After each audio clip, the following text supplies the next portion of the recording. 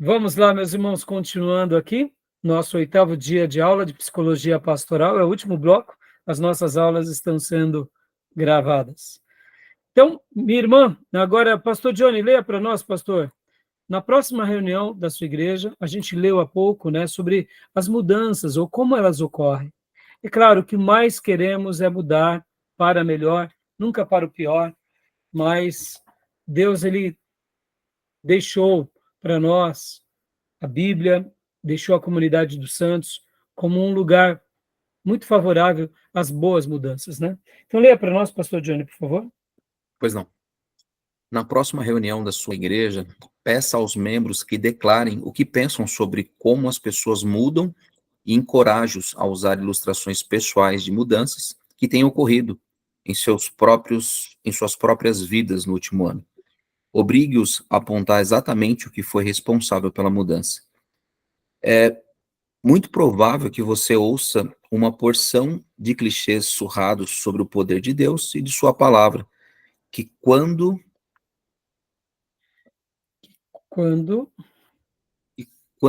inspecionados, demonstram dizer muito pouco.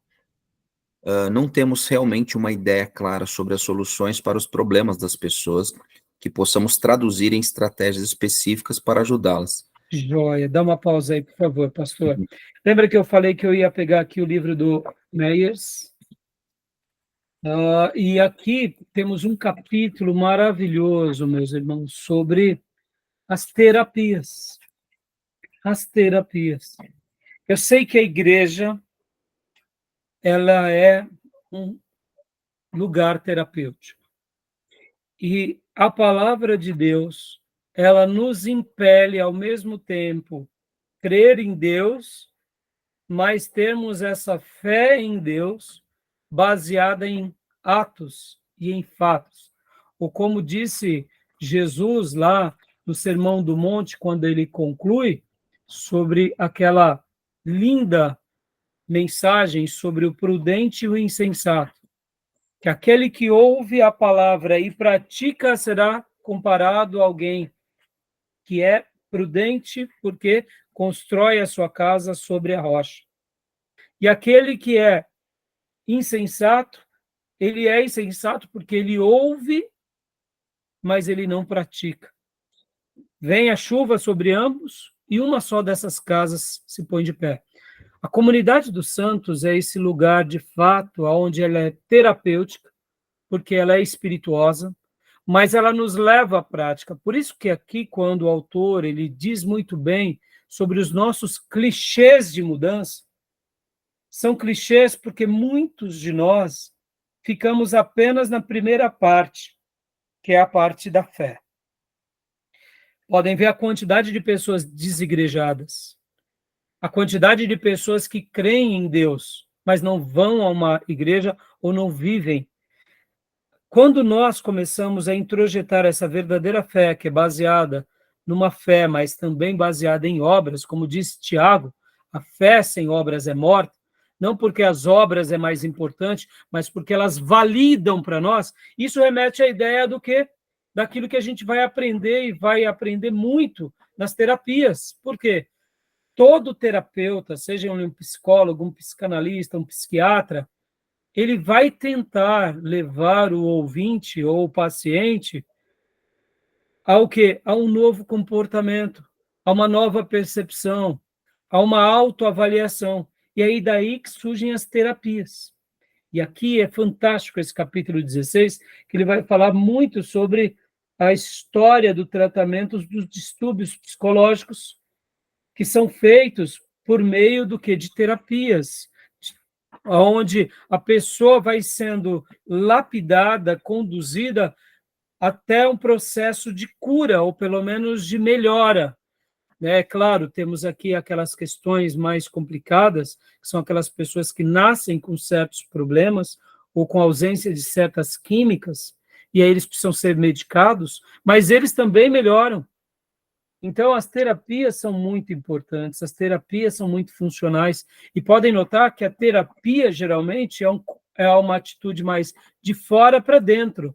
Mesmo que seja uma opinião de fora, para que a pessoa se autoavalie e ela tenha ali o seu gatilho tentando romper com aquilo que a paralisa, porque, irmãos, todo trauma nosso gera em nós uma certa paralisia. Pode ver, irmãos, uma pessoa que tem algum tipo de fobia, ele aciona dentro dele o que? O medo. E geralmente o medo leva a paralisar-se, né? Então, aqui agora, vamos ser práticos, irmãos, porque poucas pessoas crescem e porque outras continuam crescendo e crescem para o resto da vida. Porque, de fato, elas não estão apenas diante de palavras e de clichês, elas estão diante de fatos e de atos, né? E aqui, irmãos, até um segredo da vida, né? Podem ver, o que estamos fazendo aqui é uma se reinventar. A gente está estudando a palavra para servir melhor aos outros, mas nós estamos aprendendo. Por isso que um profissional exímio em qualquer área, o estudo sempre faz parte da vida dele. Um pastor que deixa de estudar, ele para de crescer.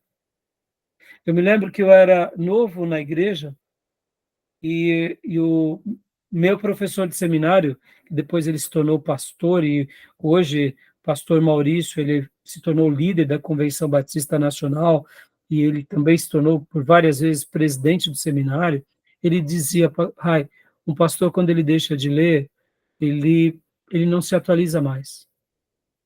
E podem ver, um grande médico, ele continua se reciclando.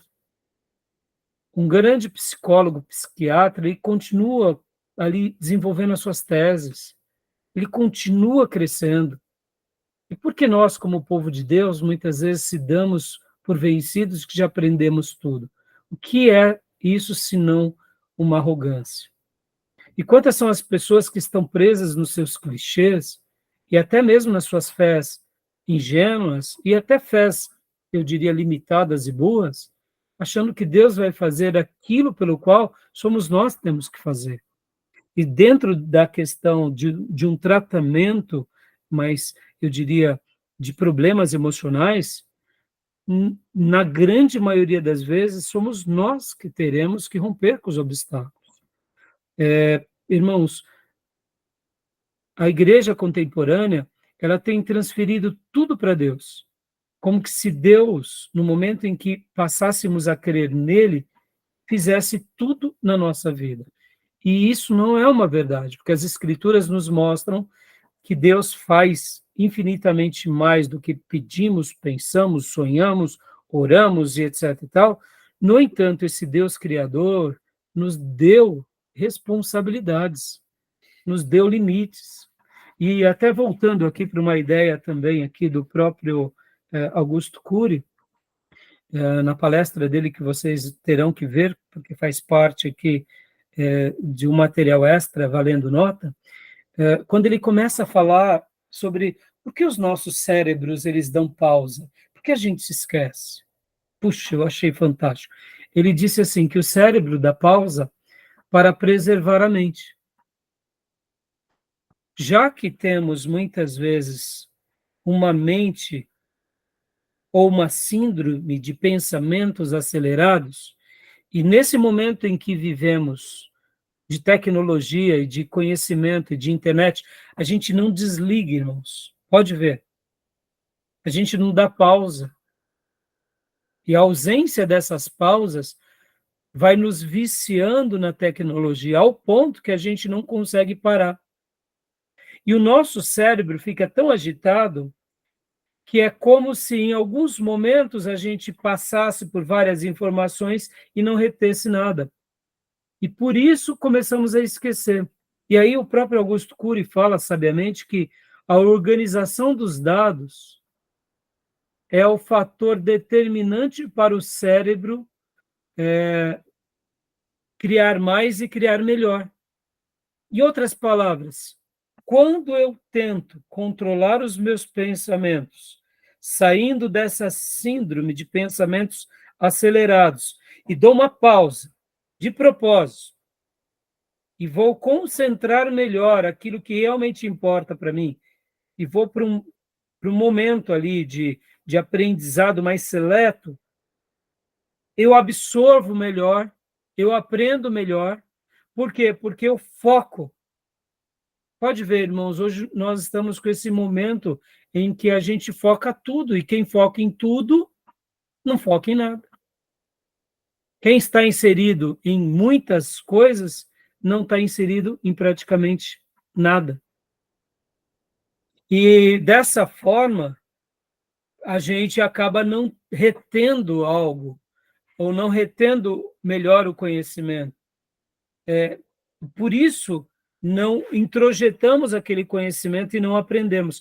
E aqui, voltando ao que eu dizia há pouco, o fato de estarmos estudando, pensando, avaliando nós mesmos, aprendendo a cuidar dos outros, tendo foco, tendo essa percepção, a gente está ganhando em capacidade neurológica, em amplitude espiritual, na questão da nossa humanidade, se tornando mais solidário, que a gente está sendo treinado aqui para cuidar de nós e para cuidar dos outros. Ou seja, a gente não está aqui num crescimento de clichê, mas num crescimento real. Então, guarde isso, irmãos. Quando vocês terminarem o curso de vocês e pararem de estudar, se preocupem. Eu sei que talvez nem todos os irmãos aqui serão pastores, mas eu não tenho dúvida que vocês serão cada dia obreiros melhores. Então, estudem, estudem e se permitam aprender, a ouvir, a refletir, a argumentar.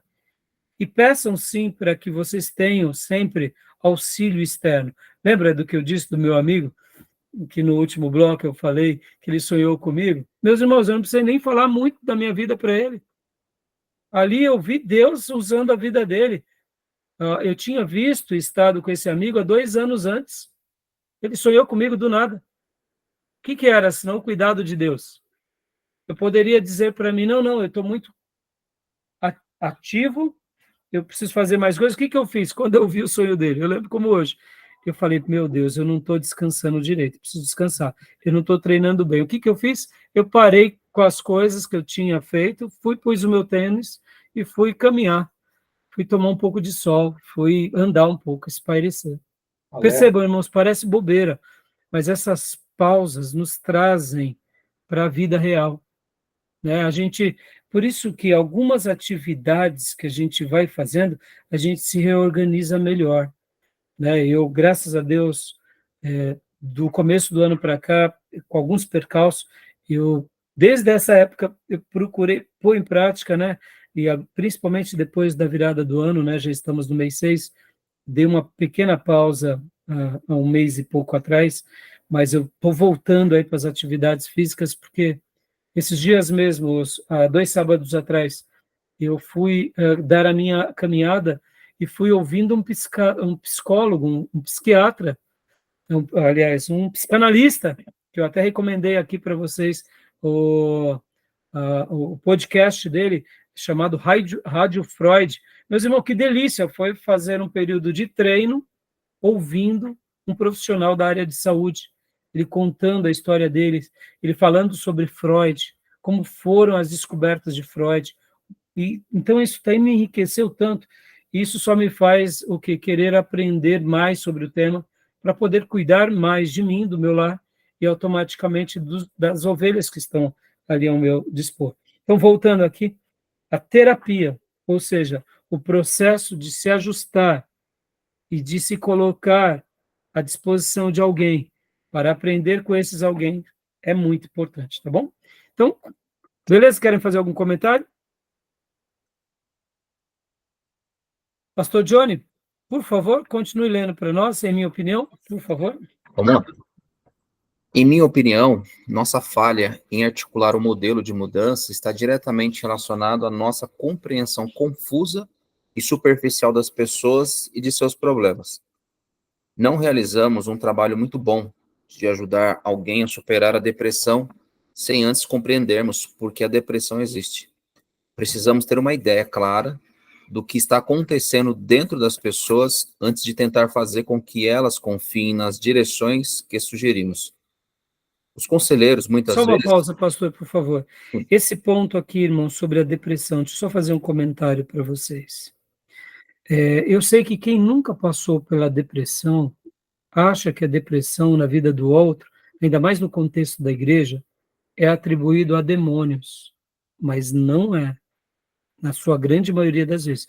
Pode até ser demônios. E aqui fica uma palavra de orientação a vocês, para que no momento em que vocês identificarem uma pessoa deprimida, mesmo que você não entenda sobre o tema, oriente essa pessoa para pedir ajuda de um especialista ou de um líder espiritual maduro. Porque eu me recordo bem que, certa ocasião, também o pastor Maurício contou para nós uma experiência muito difícil, não que ele teve, mas um amigo dele. Um amigo do Maurício, se não me falha a memória, estava, se eu não me engano, num bar, ou bebendo alguma coisa numa lanchonete, eu não me lembro muito bem, ele contou isso para nós. E, se eu não me falha a memória, isso foi quando ainda ele era o nosso líder de jovens, irmãos. E o que acontece? Enquanto esse rapaz conversava com o outro, esse outro estava muito deprimido.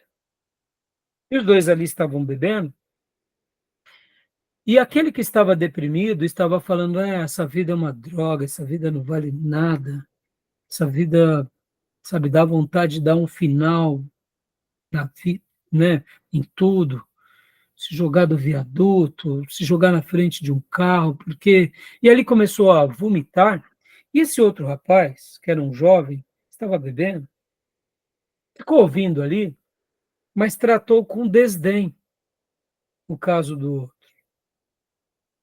Enquanto eles bebiam, ao invés de ele notar que aquilo era um problema de saúde mental, de algo sério, ele tratou com descaso e falou, essa vida não vale nada não, né? A gente tem que dar um fim, e etc, etc e tal.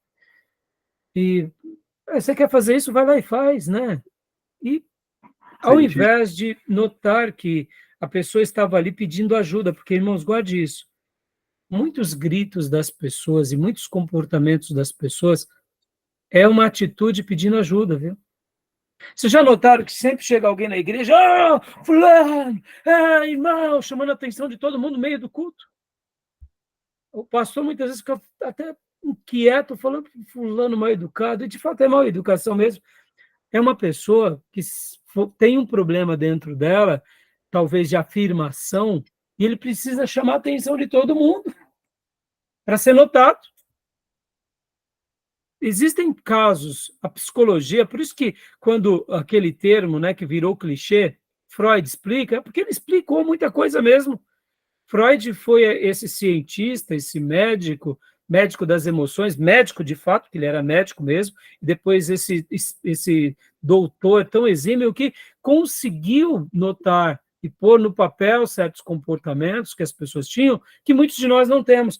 Então, o que acontece? Existem pessoas que eles são tão carentes de afirmação porque foram criados num lar onde não foi amado por o pai, não foi amado pela mãe, pelos irmãos, foi rejeitado por todo mundo, e aonde ele entra, ele precisa chamar atenção. Pode ver que existem pessoas assim, nos bares, nas escolas, e muitas vezes o que a pessoa está demonstrando não é uma rebeldia, não é uma pessoa mais engraçada, é uma pessoa que precisa só ser amada. Então, percebam como nós somos difíceis de ser decifrados. E uma pessoa, quando ela está doente, muitas vezes nas suas emoções, nesse caso, que a gente está tratando da depressão, é uma pessoa que precisa ser cuidada. Aí, voltando, eu me lembro bem, essa história, foi mais ou menos isso, irmãos, eu era adolescente, né? Essa história aí tenho, né? Nada, pelo menos mais de 30 anos. O Maurício, ele disse para nós ali, enquanto nós ouvíamos ele pregando as suas lindas mensagens para nós, ele comentou sobre essa experiência, e ali o rapaz saiu da mesa do bar, né, um deles, e de repente, meia hora depois, chega a notícia que o rapaz deu final na sua vida. E aquele rapaz que tinha sido insensível agora, se sentiu com um peso medonho, porque ele falou, pelo amor de Deus, eu incentivei tudo aquilo, etc. e tal. Então, percebam, irmãos, nunca subestime alguém. Se você não entende do caso, não tem problema, você não é um psiquiatra, um psicólogo, um psicanalista, mas encaminhe para alguém. Porque, irmãos, muitas vezes, quando nós não passamos por um momento de oscilação hormonal, ou de uma crise, ou de uma depressão, a gente não sabe o que é isso na vida do outro. Mesmo que sejam estágios de pequenas depressões, não ignore. É bem curioso, o que eu tenho notado ao longo da minha experiência pastoral. Até mesmo os ministros mais experientes, tem pessoas que estão tendo pequeninas depressões, e esses líderes experientes tratam com descaso. Eles só vão dar valor àqueles que têm depressões num grau maior, ou porque eles estudaram sobre o tema, ou porque eles passaram sobre o tema. Mas uma pessoa que está perdendo a vontade de viver, a vontade de existir, tem um grande problema ali. E ela precisa ser cuidada, ela precisa ser ajudada, ela precisa ser amparada. Porque é da nossa vida normal termos desejo de viver e de existir, de construir, de conquistar. E quando a gente perde o brilho da vida, é porque já tem um problema ali. Eu sei que no nosso caso, como cristãos, nós descobrimos um novo horizonte, que é a nova Canaã, é Sião que nos aguarda, é a nova Jerusalém. Mas um cristão fervoroso, um cristão equilibrado, que está com com a sua vida espiritual e física em harmonia, mesmo que ele deseje essa vida superior, ele não perde o brilho por essa vida, ou por ajudar os outros. Porque eu posso estar desejando a nova Jerusalém e posso estar vivendo períodos de depressões sutis, quando eu digo, Senhor, me leva daqui, eu não aguento mais essa vida. Porque enquanto estamos com saúde, a gente está dizendo, como Paulo, eu desejo os céus e Cristo, porque é o melhor, mas eu também desejo estar com vocês, porque eu estou propagando o evangelho e ajudando as pessoas. No momento que eu estou desejando Cristo, que é o melhor, e não quero mais nem saber dos irmãos, ou da vida, ou dos meus, ou do reino, é porque eu estou tendo algum desajuste. E eu preciso ser cuidado. E é aí onde entram as terapias. Tá bom, meus irmãos? Né? Então, pastor, leia mais algumas linhas, porque a gente já vai estar concluindo, e eu quero só citar algumas terapias aqui, né, do Meyers, do capítulo 16. Então, você parou aqui, né? Isso, vou começar nos conselheiros. Tá, então pode ler para nós. Os conselheiros, muitas vezes, evitam a confusão provocada por uma inquirição honesta e agarram-se confortavelmente a uma teoria atraente que, pelo menos, parece responder algumas perguntas. É tentador ignorar alguns fatos que poderiam derrubar as conclusões a que custamos a chegar. E como o Dr. Watson, nos congratular com relação a uma teoria mais tarde refutada. O melhor caminho é o mais doloroso, trilhado por Sherlock Holmes, que está disposto a permanecer confuso até que todos os fatos, mesmo as mais triviais, possam ser explicados. Joia, continua lendo para nós. Pessoas, problemas e soluções. Precisamos de um modelo, uma forma de ponderar sobre essas questões, que seja flexível o suficiente para trabalhar com todos os dados e concreto o suficiente para nos guiar à medida que enfrentamos as lutas da vida. Quando examino o território a ser atravessado, pelo menos 5 observações me parecem importantes. Ou seja, só um minuto, pastor. A gente precisa de modelos. E dentro das terapias, são modelos provados, na sua grande maioria, que mais nos ajudam do que nos atrapalham. Meus irmãos, eu sei que temos terapeutas de tudo que é jeito, psicólogos de tudo que é jeito, mas não vamos ser infantis de negar os benefícios dessa ciência por causa de alguns maus modelos. Senão nós não estaríamos fazendo teologia. Tem péssimos teólogos, péssimos pastores, péssimas igrejas, e nem por isso estamos negando essas obras, porque existem alguns péssimos. A gente tem que ter sabedoria em tudo isso. É claro que diante de tantas correntes, diante de um mundo a cada dia mais perdido e pervertido, haverá modelos de todo tipo, de toda sorte. Mas façamos aqui uma avaliação bem adequada, bem sábia, para que a gente possa estar aprendendo por meio de tudo isso, né? Porque é importante considerar, tá bom? Então, leia para nós, pastor, essas 5 considerações. Joia. Então, a primeira é: há muitos enfoques diferentes para compreender as pessoas. A segunda: cada um de nós tem algumas ideias a respeito do assunto, com graus variáveis de precisão e percepção. A terceira: qualquer que seja o conceito que aceitemos, ele influenciará profundamente a maneira como lidamos com as pessoas e com tudo na vida. E o quarto: nem todos os enfoques podem ser corretos. Muitas das ideias se contradizem mutuamente. Algumas, portanto, devem ser errôneas. E a quinta: se um criador pessoal está por trás de tudo na vida, então deve ser possível ter uma compreensão verdadeira das pessoas, dos problemas e também das soluções. Joia. E agora só esses últimos 2 parágrafos, porque aí a gente vai dar uma pausa aqui nesses 3 modelos básicos. Leia para nós, por favor, pastor. Joia. Um autor sugeriu que há mais de 200 modelos diferentes para entender as pessoas no mercado psicológico de hoje. Com tantas opções entre as quais escolher, qualquer tentativa de simplificar e categorizar o que está disponível sacrificará sua abrangência. Talvez as vantagens de esclarecer a confusão valham a pena. Se pudermos organizar os muitos enfoques segundo alguns temas comuns, por certo teremos uma base melhor para avaliar as opções e conseguir chegar às nossas próprias conclusões. E repetindo um conceito desenvolvido na primeira parte desse livro, nosso instrumento para medir a validade de qualquer ideia a respeito de pessoas, problemas e soluções deve ser o conteúdo bíblico. Joia, muito bom. Então, aqui, nosso querido irmão,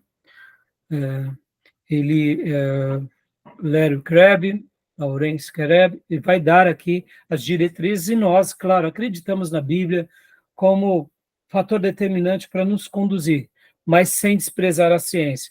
Então, para eu concluir aqui a aula de hoje, irmãos, vamos dar sequência a partir da página 89, na próxima aula, mas deixa eu só apresentar para vocês aqui, o Meyers, né?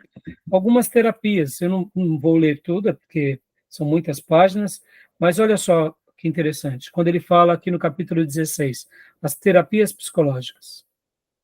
A história do tratamento dos distúrbios psicológicos revela como esses problemas são desconcertantes e difíceis.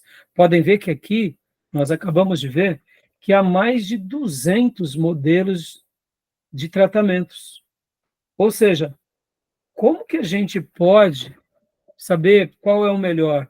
Por isso que existem muitos, e a gente tem que se permitir conhecer, pelo menos a maioria, ou por indicação, ou por participação.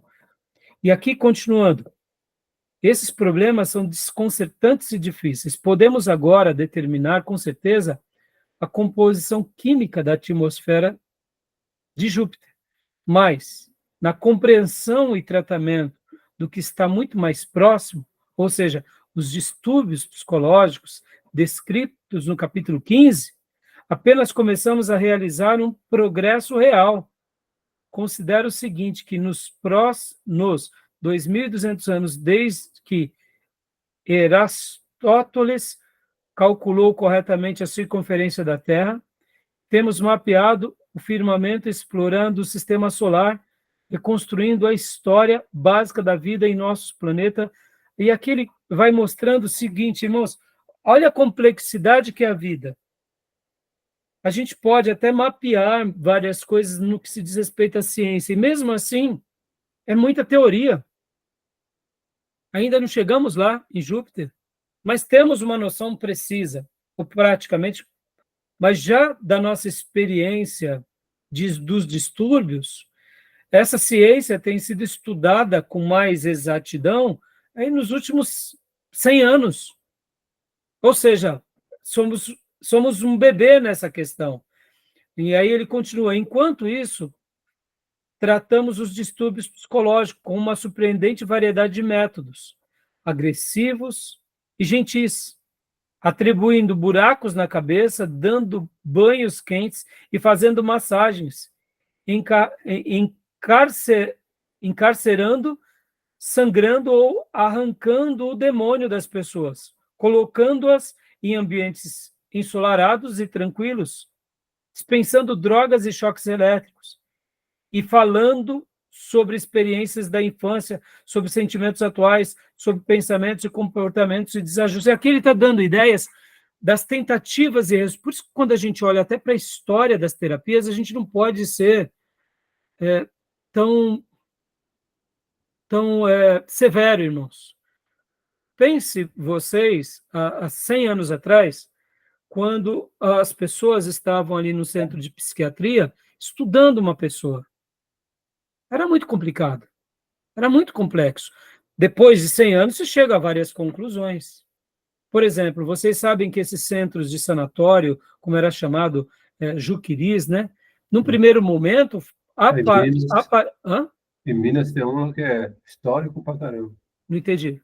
Em Minas tem um que é histórico. Muita gente que nem era louco, era tratado generalizado, jogava como louco. É um tratamento de só para todo mundo. Exatamente, Júnior. E muitas vezes, quando a gente olha para a história, é muito fácil a gente julgá-los. Mas vamos se colocar no lugar desses médicos, desses pesquisadores, dessas pessoas. É muito complicado isso. Para melhorar, só para a gente... Aí aqui ele vai trabalhar sobre as terapias psicológicas, e ele começa sobre a psicanálise. E aí eu vou continuar semana que vem falando um pouquinho, ou melhor, na próxima aula, sobre isso com os irmãos. Mas assim, irmãos, a gente precisa nessa hora baixar um pouco a nossa guarda e saber que a gente está num processo de aprendizado. Na igreja, no reino de Deus e na ciência. Só um último comentário. Lembra, irmãos, que logo depois do movimento pentecostal e avivado, muitas igrejas históricas achavam que quem tinha possessão demoníaca era problema, o quê? Mental. Não era isso? Uhum. Muitos irmãos nossos, no passado, via que eram distúrbios mentais e neurológicos. Temos os irmãos pentecostais e avivados que mostraram que, sim, existem coisas que são mentais, mas coisas são espirituais. Esses irmãos históricos abriram o seu leque. Por exemplo, eu conheci pastores tradicionais que realmente tiveram experiências de exorcismo sendo tradicionais. Ora, eles abriram o seu leque. Mas no começo era tudo muito confuso para eles.